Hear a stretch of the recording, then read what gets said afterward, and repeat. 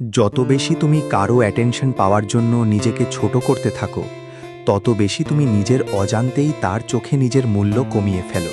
আজকের পৃথিবীতে অনেক পুরুষ একটা বড় ভুল করে। তারা ভাবে, যদি আমি বেশি কেয়ার করি, বেশি সময় দিই, সব সময় অ্যাভেলেবল থাকি, তাহলে সে আমাকে বেশি ভালোবাসবে। কিন্তু বাস্তবতা, বেশিরভাগ ক্ষেত্রে ঠিক উল্টোটা ঘটে। কারণ মানুষ, বিশেষ করে ইমোশনাল ডাইনামিক্স, সবসময় সেই জিনিসকে বেশি মূল্য দেয় যার নিজের ভ্যালিউ আছে, নিজের বাউন্ডারিজ আছে, নিজের জীবন আছে। স্টোইসিজম আমাদের শেখায়, নিজেকে এমনভাবে গড়ো যাতে তুমি কারো অ্যাটেনশনের জন্য নয়, নিজের প্রিন্সিপালসের জন্য বাঁচো।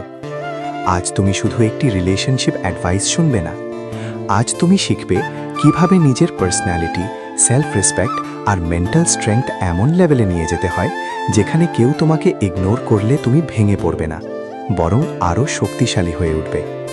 অধ্যায় 1, কেন বেশি অ্যাভেলেবল হওয়া অনেক সময় অ্যাট্রাকশন কমিয়ে দেয়। ধরো একজন ছেলে, নাম তার রিয়াদ। রিয়াদ একটা মেয়েকে খুব পছন্দ করে। সে প্রতিদিন গুড মর্নিং টেক্সট পাঠায়, প্রতি 5 মিনিটে ফোন চেক করে। মেয়েটা অনলাইন এলেই এক্সাইটেড হয়ে যায়। সে নিজের কাজ, নিজের গোলস, নিজের পিস সব কিছু সাইডে রেখে শুধু একজন মানুষকে কেন্দ্র করে ফেলে। প্রথমে হয়তো মেয়েটা অ্যাটেনশন এনজয় করলো, কিন্তু ধীরে ধীরে কি হলো, সে বুঝে গেল এই মানুষটা তো সবসময় আছেই। আর মানুষ যখন নিশ্চিত হয়ে যায় যে তুমি যাই করো সে থাকবেই, তখন অনেক সময় অ্যাপ্রিসিয়েশন কমে যায়।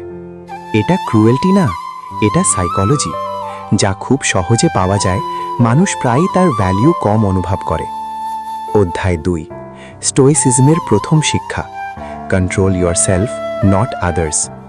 স্টোইক ফিলসফার এপিকটেটাস বলেছিলেন, you can't control how others act, but you can control how you respond. তুমি কাউকে ফোর্স করতে পারবে না তোমাকে ভালোবাসাতে, তুমি কাউকে কনভিন্স করতে পারবে না তোমার ভ্যালিউ বুঝতে, কিন্তু তুমি পারবে নিজেকে এমনভাবে বিল্ড করতে যাতে তোমার প্রেজেন্স নিজেই রেসপেক্ট ডিমান্ড করে।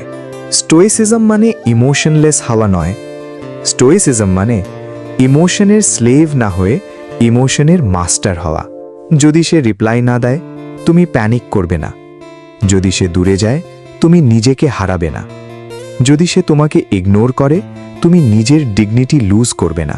কারণ স্টোইক মাইন্ডসেট জানে, আমার ভ্যালিউ কারো টেম্পোরারি বিহেভিয়ার দিয়ে ডিফাইন হয় না। অধ্যায় 3, নারী কেন অনেক সময় সেই পুরুষের প্রতি আকৃষ্ট হয় যে নিজেকে রেসপেক্ট করে। এখানে একটা গভীর ট্রুথ আছে। নারীরা সাধারণত শুধু লুকস দেখে না, তারা এনার্জি দেখে, বিহেভিয়ার দেখে, ইমোশনাল স্টেবিলিটি দেখে। যখন একজন পুরুষ ওভার টেক্সট করে, কনস্ট্যান্ট ভ্যালিডেশন চায়, সবসময় অ্যাপ্রুভাল খোঁজে, নিজের স্ট্যান্ডার্ডস কম্প্রোমাইজ করে, তখন তার মধ্যে ইনসিকিউরিটি ফুটে ওঠে। কিন্তু যখন একজন পুরুষ calm, purpose driven, self controlled, respectful but not needy, তখন তার মধ্যে রেয়ার কনফিডেন্স তৈরি হয়। এই কনফিডেন্স অ্যারোগেন্স নয়, এটা গ্রাউন্ডেড পাওয়ার। অধ্যায় 4, ইগনোর করার আসল অর্থ। এখানে অনেকেই ভুল বোঝে। ইগনোর মানে কাউকে ইনসাল্ট করা না, গোস্টিং না, ম্যানিপুলেশন না। স্টোইক ইগনোর মানে, আমি তোমাকে চেজ করব না যদি তুমি আমার এফর্ট কনসিস্টেন্টলি ভ্যালিউ না করো। মানে, আমি রেসপেক্ট দেব কিন্তু নিজের পিস হারিয়ে নয়। আমি ভালোবাসব কিন্তু সেলফ রেসপেক্ট বিসর্জন দিয়ে নয়।